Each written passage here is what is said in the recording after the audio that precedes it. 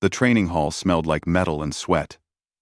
Dae-hyun stood in the center of the mat, his chest rising and falling with quick breaths.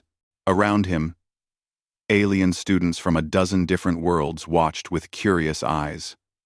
Some had scales, some had fur, and some had skin that shimmered like oil on water. But Dae-hyun was the only human. He had been at the Galactic Coalition Training Academy for 6 months now. 6 months of struggling to keep up with beings who were naturally stronger, faster, and tougher than him. His instructor, Vrax, was a towering reptilian warrior from the Sauron Collective. Vrax stood nearly 8 feet tall, with dark green scales that looked like armor plates. His yellow eyes never showed warmth, only judgment. Again, Vrax's voice rumbled across the hall. "Show me the defensive sequence." Vrax. Dae-hyun moved into position. His muscles ached from the morning drills, but he couldn't show weakness. Not here. Earth had sent him as their representative, their first student at this prestigious academy. He carried the weight of his entire planet on his shoulders. He began the sequence. Step back, redirect, counter. His movements were precise, calculated. He had practiced these moves 1,000 times in his small quarters late at night, but as he pivoted for the final counter, his foot slipped. Vrax moved like lightning. One moment he stood 10 feet away. The next his massive hand wrapped around Dae-hyun's throat. The young human gasped, his feet lifting off the ground. Pathetic. Vrax's breath was hot against Dae-hyun's face. A real opponent would kill you for such carelessness. He threw Dae-hyun across the mat. The boy hit the ground hard, rolling twice before stopping. Pain exploded in his shoulder. He heard some of the alien students whisper among themselves. A few laughed, quietly. Dae-hyun pushed himself up on shaking arms. "I'm sorry, instructor. Let me try again." "Try again?" Vrax's tail lashed behind him, a sign of anger in his species. "You humans are all the same. Soft, weak. You think words can fix mistakes?" "No, sir. I just need..." Vrax's foot caught him in the ribs. Dae-hyun heard the crack before he felt the pain. He curled up, trying to breathe, but his chest felt like it was on fire. "Get up," Vrax commanded. Dae-hyun tried. He really did. But when he put weight on his left side, agony shot through him. He fell back down. "I said get up." Vrax grabbed him by the training uniform and hauled him to his feet. "In real combat, the enemy will not wait for you to recover. The enemy will not care about your pain." Dae-hyun's vision blurred. He tasted blood in his mouth. "I understand, sir." "Do you?" Vrax's clawed hand gripped Dae-hyun's arm. "Let me make sure you understand." The sound of bone breaking echoed in the silent hall. Dae-hyun screamed. He couldn't help it. His left arm bent at an angle that arms should never bend. The world tilted, and he fell to his knees. "This is discipline," Vrax announced to the watching students. "This is what happens when you are careless. When you are weak. Remember this lesson." Dae-hyun couldn't remember much after that. Medical drones arrived and carried him to the infirmary. The medical officer, a kind insectoid being named Tick, worked quickly to stabilize him. 3 broken ribs, a fractured arm, internal bruising, all from his own instructor. "This shouldn't have happened," Tick clicked softly as she worked. "Training injuries are one thing, but this, it's discipline." Dae-hyun whispered, repeating Vrax's words. His throat felt raw. "No, child, this is abuse." But what could he do? What could Earth do? They were new to the Galactic Coalition, barely a decade as members. Humans were seen as primitive, weak, not quite worthy of respect. If he complained, it would only prove what many aliens already believed about his species. That night, alone in the medical wing, Dae-hyun stared at the ceiling. His arm was in a regeneration field, glowing softly blue. His ribs had been set and would heal in a few weeks, but the shame wouldn't heal. The humiliation of being beaten in front of everyone. He thought about his family back on Earth. His mother, who had cried when he left. His father, who had been so proud. "You're making history," his father had said. "The first human at the academy. You're going to show them what we're made of." What had he shown them? That humans broke easily? That they couldn't take real training? No, he couldn't let this stand. Not for himself, but for every human who might come after him. If he stayed silent, if he accepted this, it would set a precedent. It would tell the galaxy that humans could be treated this way. With his good hand, Daehyun reached for his personal communicator. Station security monitored official channels, but his father had given him an encrypted device before he left Earth. "Just in case," his father had said. "In case you ever need to reach home without anyone else listening." Daehyun had never used it before. He activated it now. The message was simple. He described what happened. He attached his medical scans. He didn't ask for anything. He just wanted someone back home to know the truth. The message encoded and sent. Daehyun closed his eyes, suddenly exhausted. Maybe nothing would come of it. Maybe Earth would just send a formal complaint that the Coalition would ignore. But at least he had tried. Halfway across the galaxy, on Earth, the message arrived at the Coalition embassy. Director Haejin read it 3 times, her hands shaking with anger. She had warned the government that sending someone so young was risky, that humans weren't ready for this level of exposure. But no one had imagined it would come to this. She forwarded the message to the highest levels of Earth's government with a single note. "They beat our child." The response from the Galactic Coalition Council was worse than disappointing. They reviewed Earth's formal complaint within hours and sent back a standardized response. Cultural differences in training methodologies are protected under Coalition law. No violation has occurred. Case closed. They dismissed it. They actually dismissed it. As if breaking a 16-year-old's bones was just a cultural difference. 1. In the government chambers deep beneath Geneva, Secretary General June read the Coalition's response. Then, he read Daehyun's medical report. Then he looked at the faces of the other leaders gathered in the secure room. "They don't understand," someone said quietly. "No," June agreed. "They don't understand humans at all. What do we do?" asked the defense minister. June was quiet for a long moment. Then he stood. "We don't challenge their policies. We teach them. Why? You don't hurt a human child. How? Send a message to the Coalition. Tell them an envoy is coming." "What kind of envoy?" June's expression was cold. "The kind that will make them understand what they've done." Back on Station Helios 9, Daehyun slept fitfully, unaware of the storm he had set in motion. Unaware that his simple message home had triggered something the galaxy had never seen before. Earth was about to remind the ancient powers of the Coalition of a simple truth that every successful species learns eventually. Never touch the children. The Coalition Council chamber was a massive sphere of transparent crystal that floated in the center of Station Unity Prime. Inside, representatives from 300 member species debated the laws and policies that governed half the galaxy. Today, they were discussing trade routes through the Andromeda cluster. It was boring, technical work. Council head Thex nor barely paid attention. His insectoid body rested in his designated chair, his compound eyes half closed. He had held this position for 70 years, and in that time, he had seen every kind of dispute, every kind of complaint. The smaller species always made noise about something.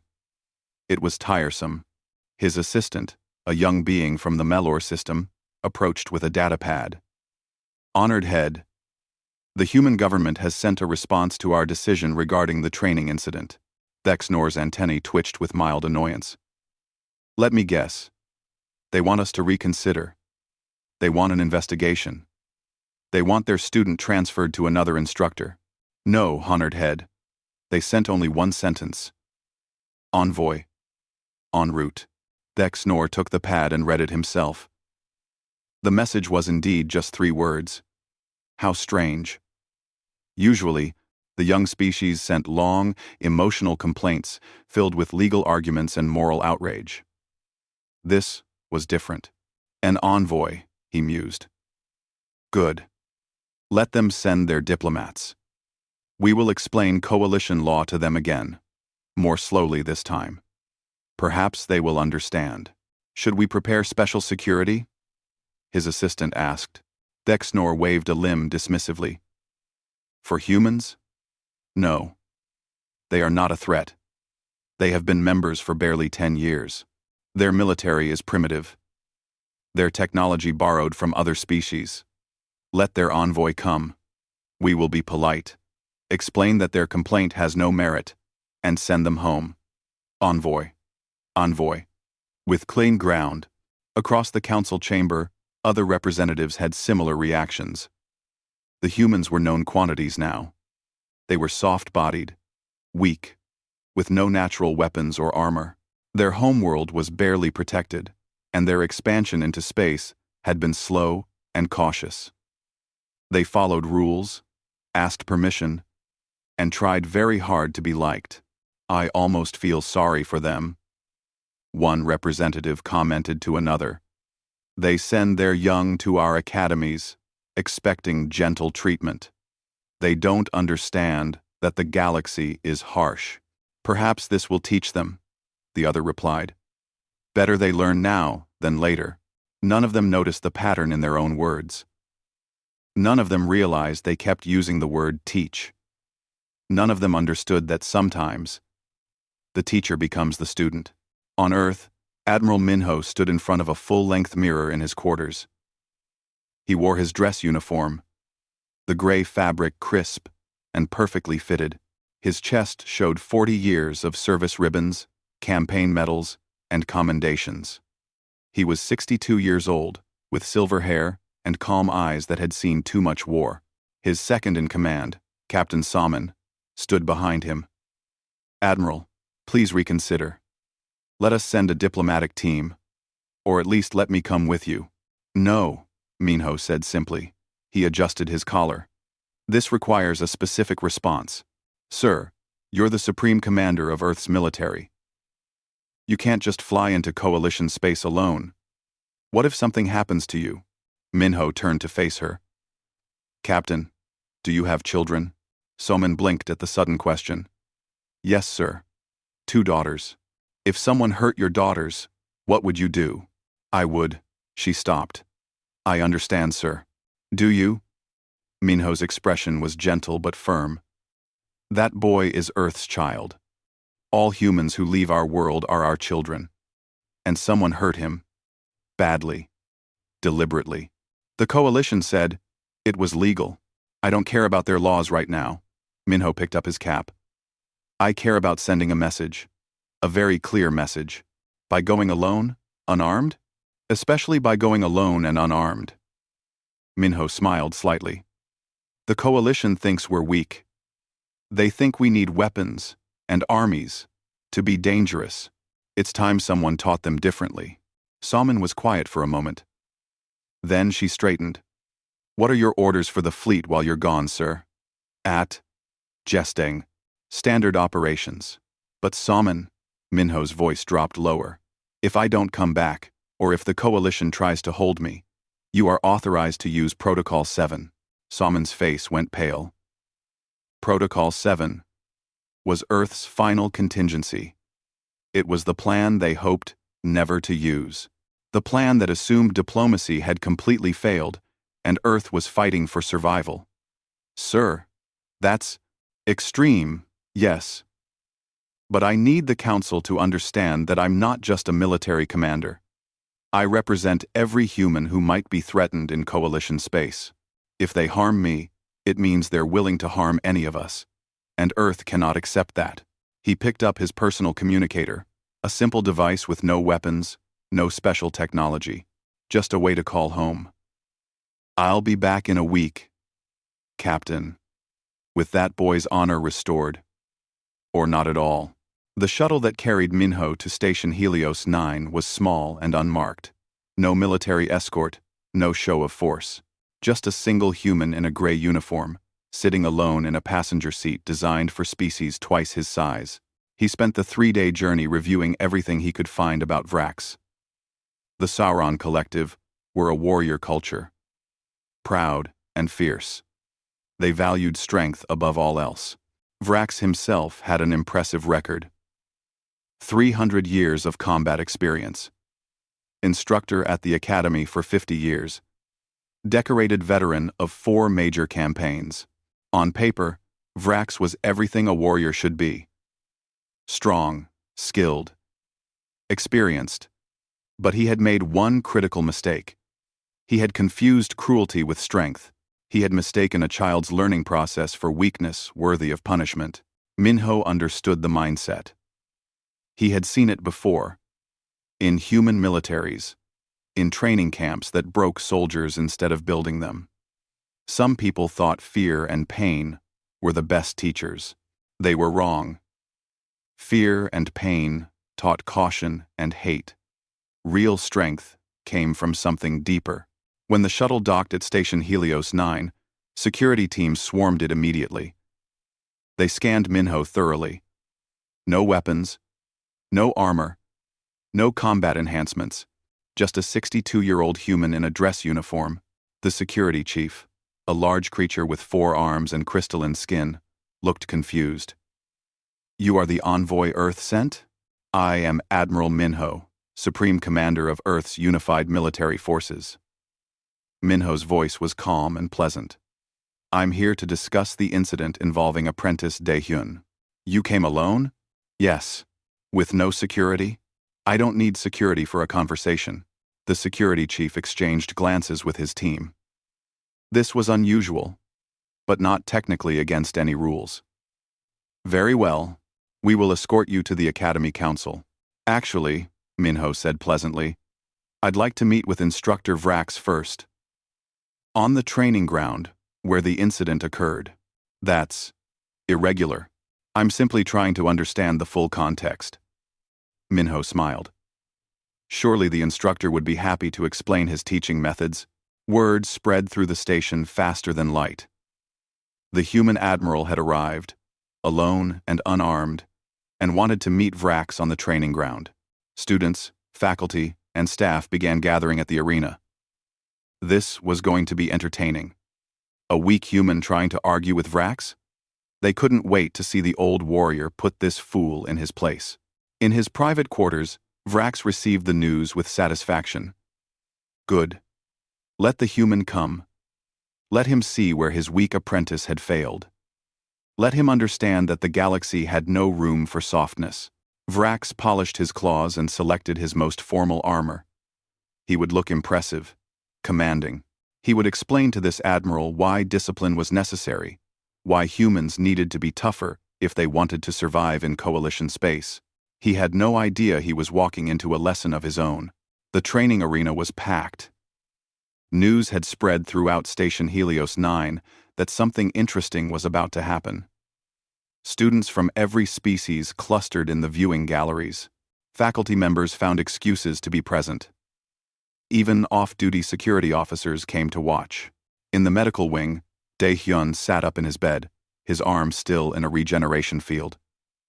Nurse Tick had set up a video screen for him.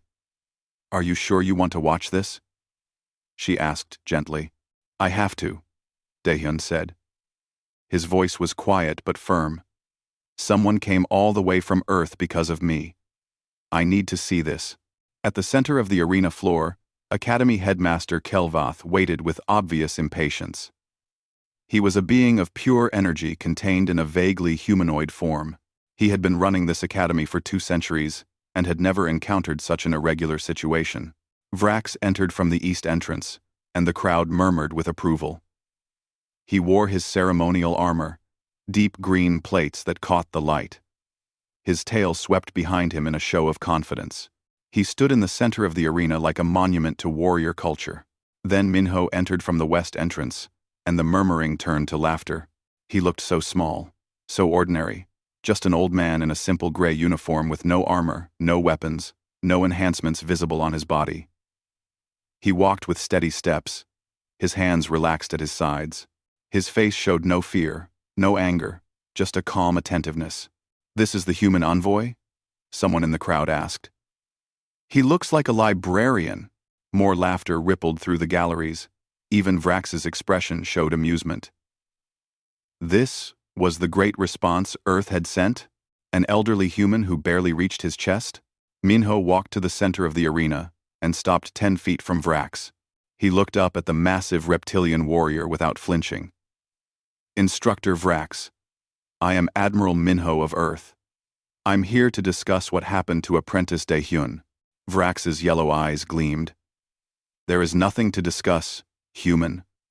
The apprentice made a critical error during training. I corrected him. This is how warriors are made. You broke 3 of his ribs and fractured his arm. He is weak. He needed to understand the cost of weakness." Minho was quiet for a moment. The entire arena had gone silent, everyone straining to hear the exchange. When Minho spoke again, his voice was still calm, but something in it had changed.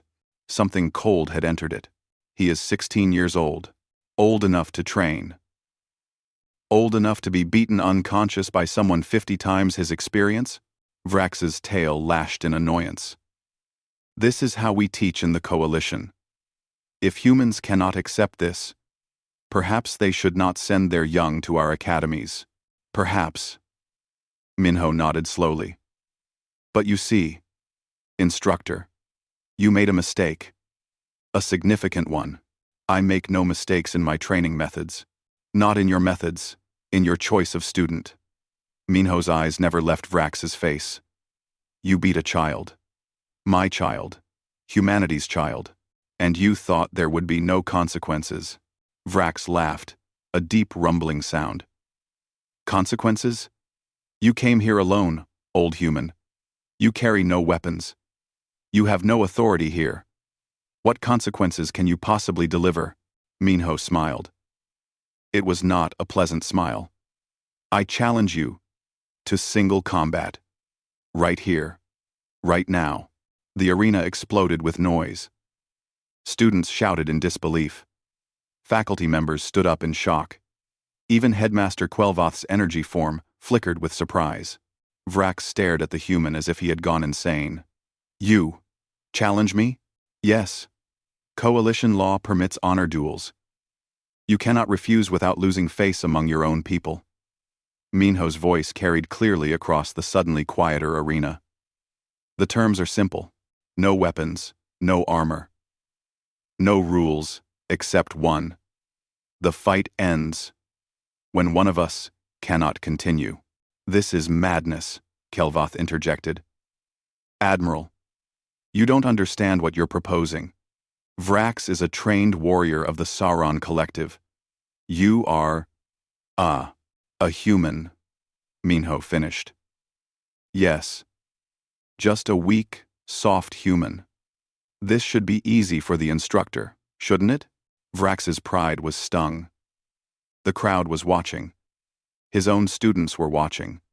If he refused to fight an unarmed elderly human, he would never live down the shame. "Very well, human.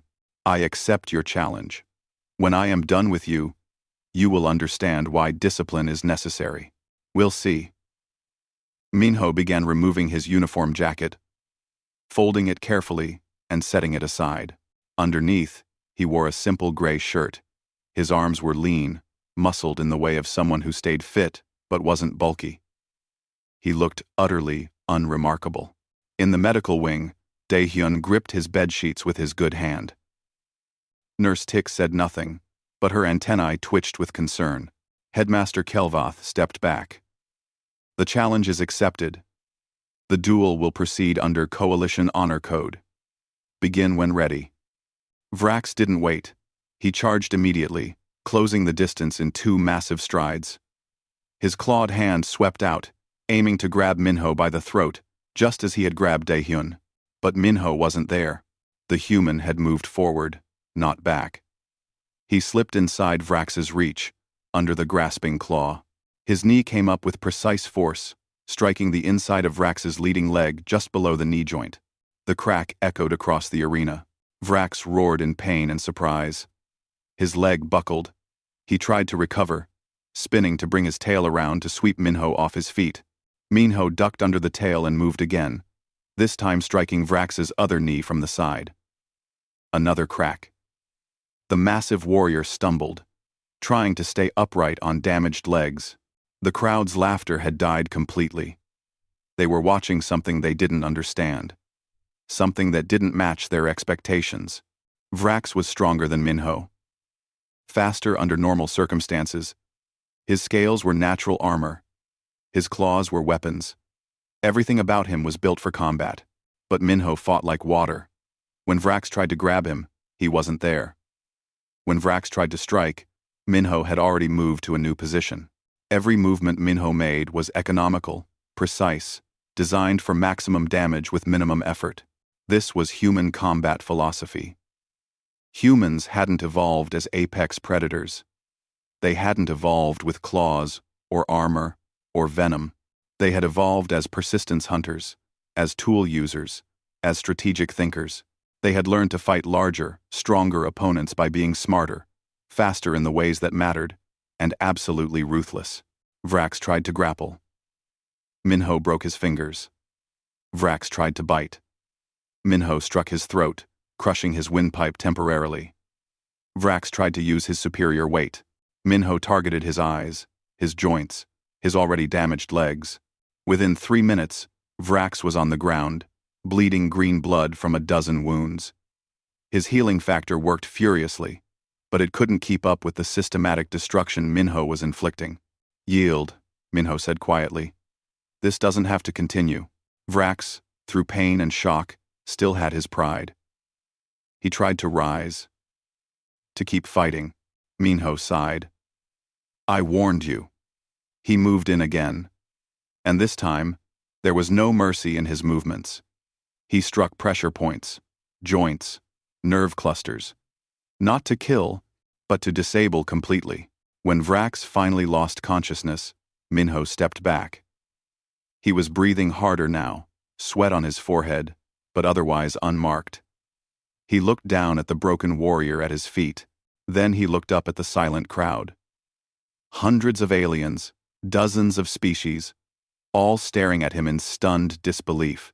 "Let me be very clear," Minho said, his voice carrying to every corner of the arena.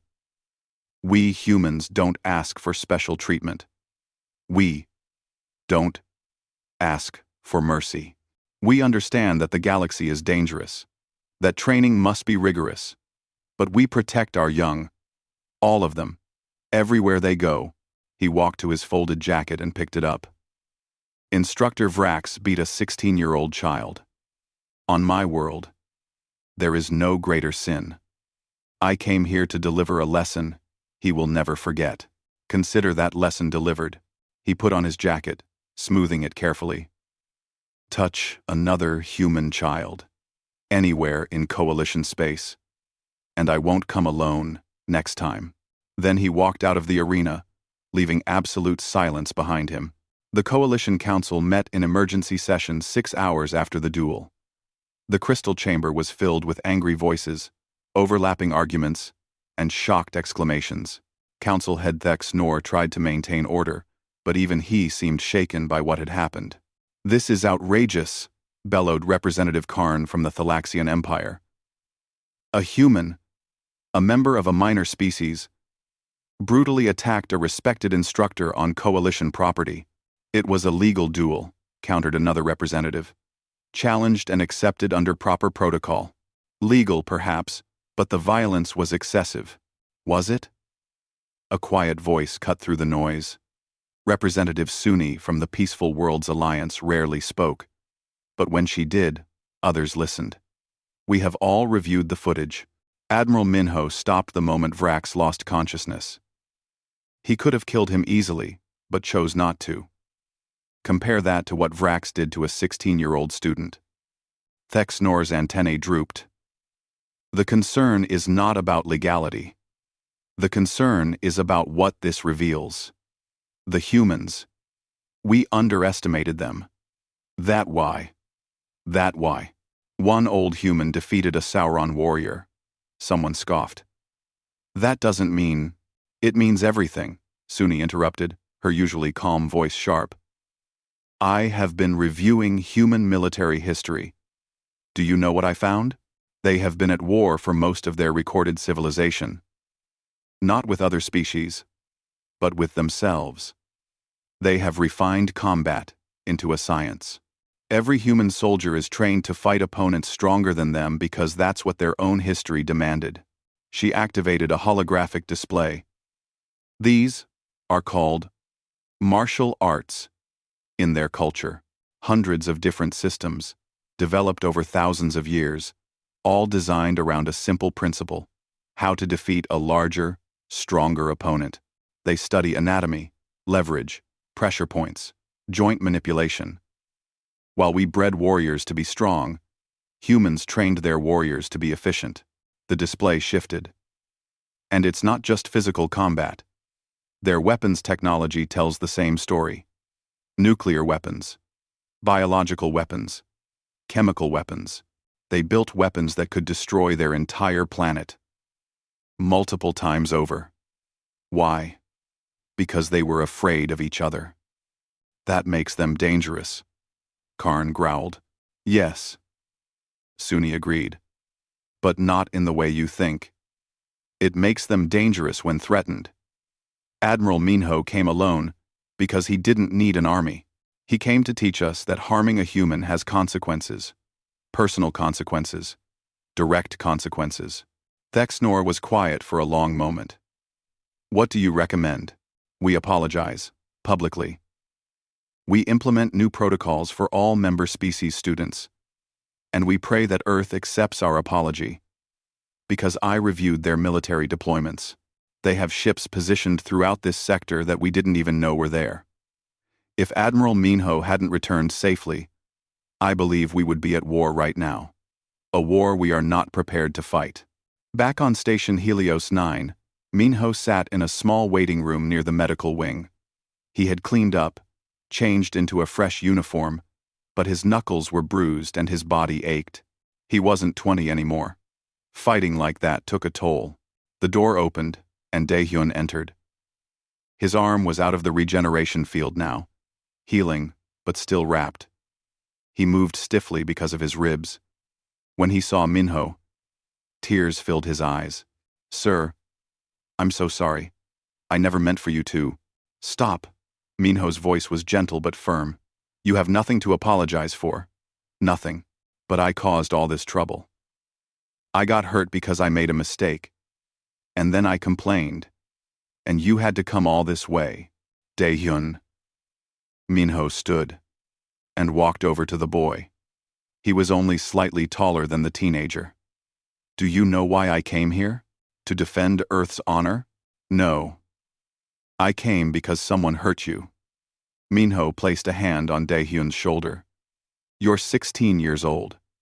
You're away from home, trying your best in an impossible situation. You made a small mistake during training, and an adult who should have protected you decided to break your bones instead. That's not discipline. That's abuse. The coalition said it was legal. I don't care what the coalition says about their laws.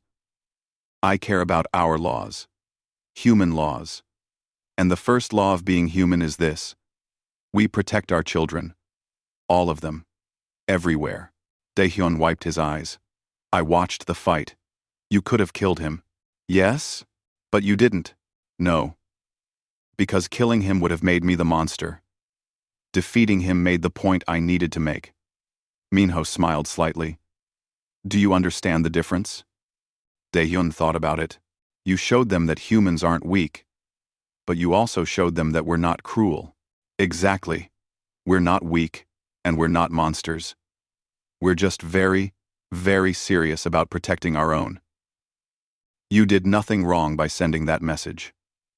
You did exactly what you should have done. You reached out for help when you needed it. That's not weakness. That's wisdom. Over the next few days, everything changed. The footage of the duel spread throughout Coalition space. Every species, every world, every ship with communication access saw it.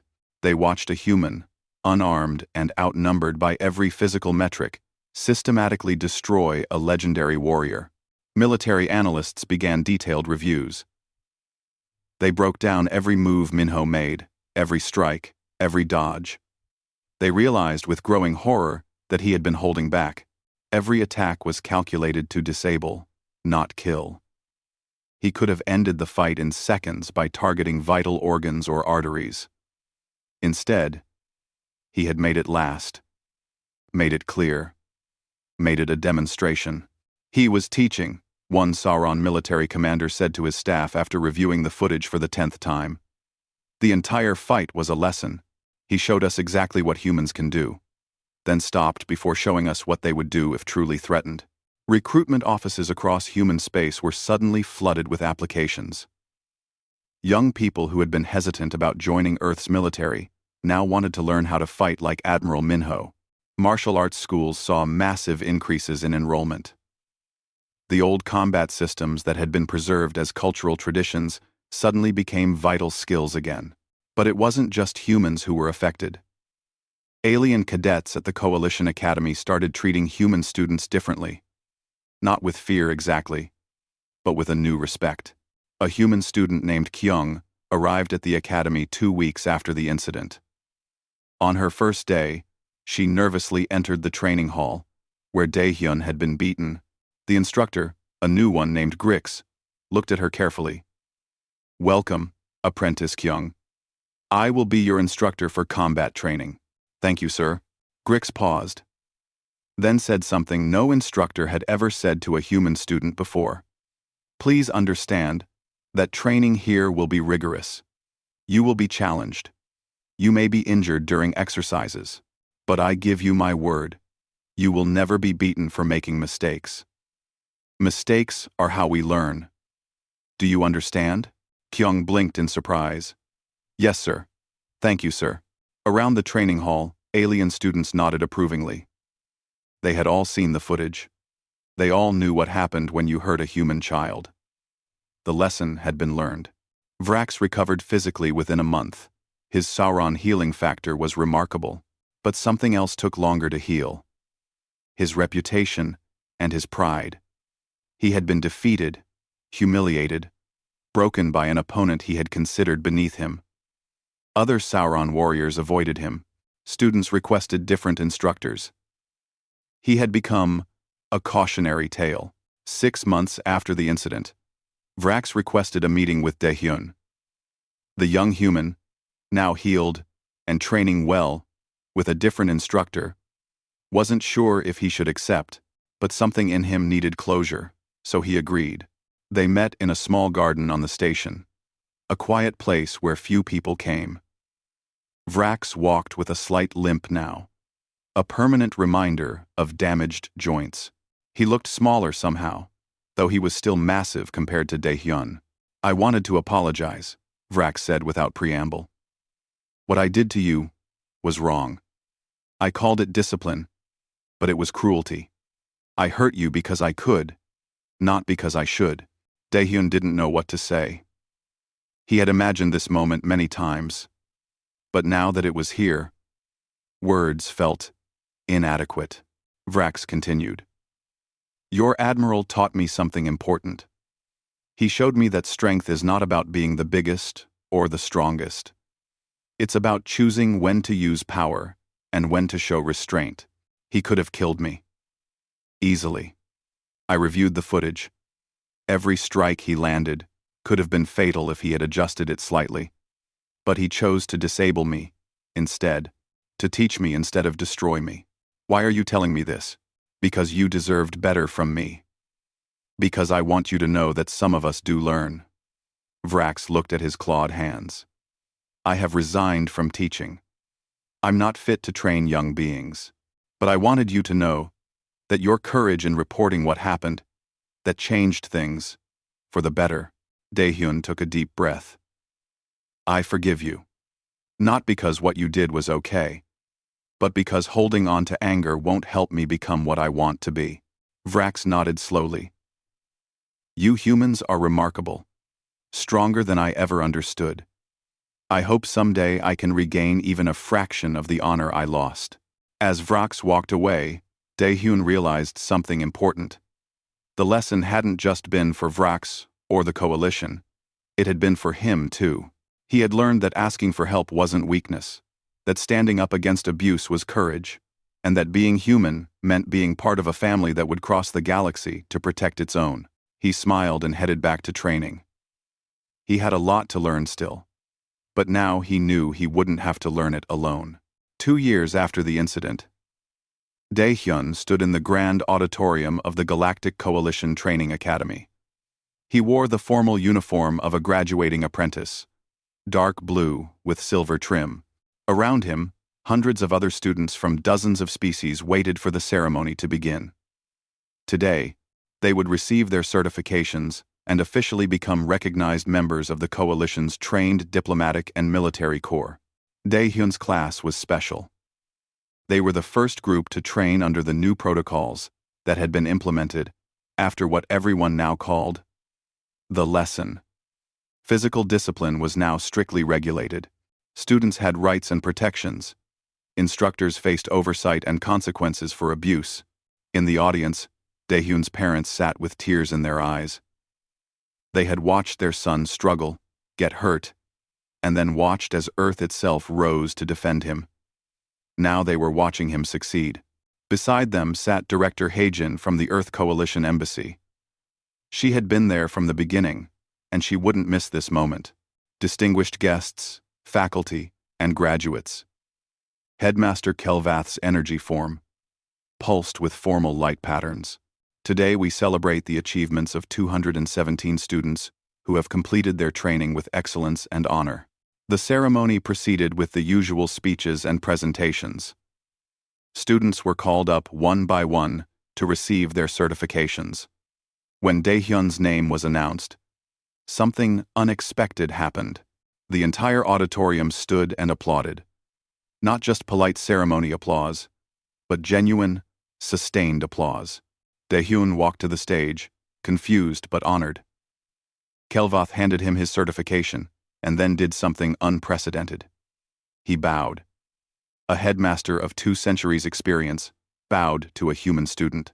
Apprentice Daehyun, Kelvath said loud enough for everyone to hear.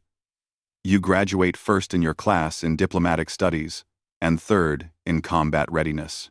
But more than that, your courage 2 years ago helped change this institution for the better. On behalf of the Academy, I thank you. As Daehyun returned to his seat, he saw Vrax sitting in the back of the auditorium. The former instructor had not been invited officially, but he had come anyway. When their eyes met, Vrax nodded slowly. It was a gesture of respect, acknowledgement, perhaps even gratitude. Daehyun nodded back. After the ceremony, there was a reception in the station's main hall. Dignitaries from various worlds mingled with proud parents and excited graduates. Daehyun found himself surrounded by well-wishers, including several alien students who wanted to thank him.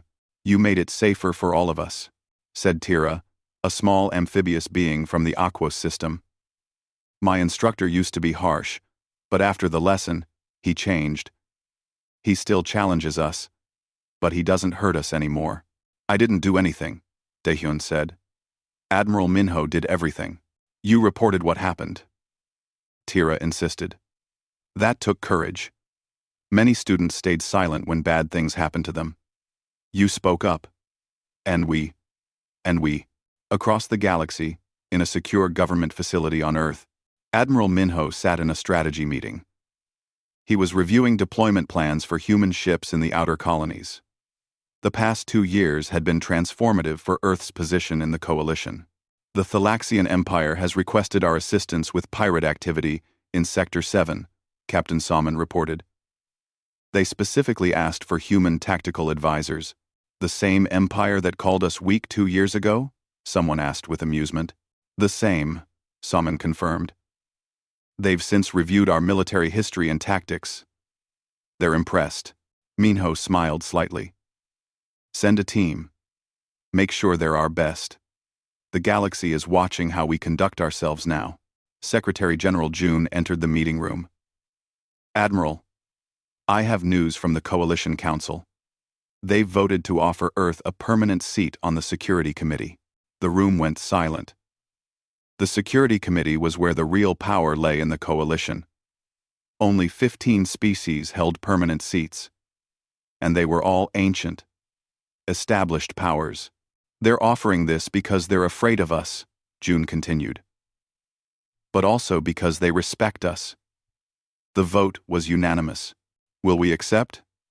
Minho asked. I think we should. But with conditions. We need to ensure that the new student protection protocols are enforced across all Coalition facilities. We need oversight of training programs, and we need guarantees that any species can report abuse without fear of retaliation. Minho nodded. Make it so. We didn't fight for Earth's prestige. We fought for our children. Let's make sure that victory means something. Back on Station Helios 9, the reception was winding down. Dae-hyun found a quiet corner and activated his personal communicator. He composed a simple message to Admiral Minho. Graduated today. First, in diplomatic studies. Thank you for everything you did for me. For us. I won't let you down. The response came quickly. You already made us proud. Now, go show the galaxy what humans can do when given a fair chance. Stay safe out there. A new phrase had entered galactic politics in the 2 years since the lesson. On trading floors, in diplomatic negotiations, in military academies across 100 worlds, people said it. Don't touch the cubs. It wasn't a law. It wasn't an official policy. It was something more fundamental. A survival instinct. Species across the Coalition had learned that humans would tolerate many things. They would negotiate, compromise, adapt, and coexist peacefully with almost anyone. But harm a human child, anywhere in Coalition space, and you would learn what humanity was really capable of.